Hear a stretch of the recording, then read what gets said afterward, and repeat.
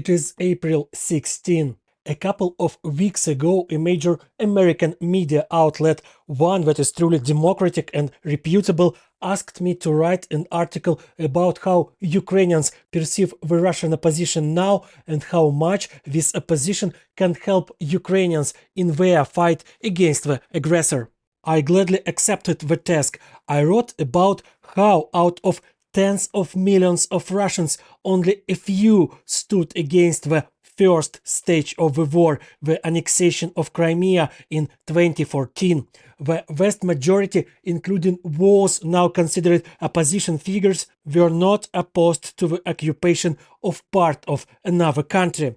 I wrote that most of those Russians who now live peacefully abroad and talk about suffering under Putin's regime lived comfortably in Russia when, starting from 2014, this regime was killing Ukrainians daily in Donbass and was almost openly preparing to occupy the entire Ukraine.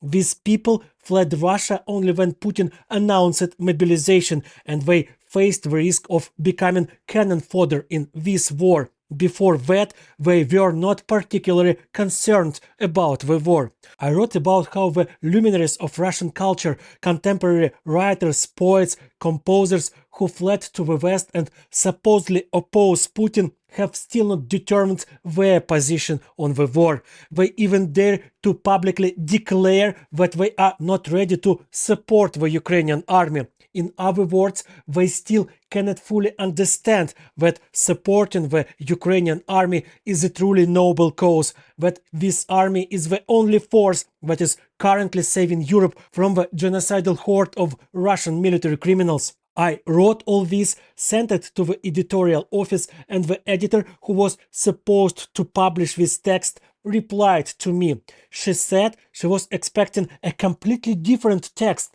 but she needed a text about how Ukrainians see Russians as friends, that the war is all about Putin and maybe a few people around him. According to the editor, it would be painful and uncomfortable to the readers of her outlets to read about how even opposition Russians are perceived by Ukrainians as enemies.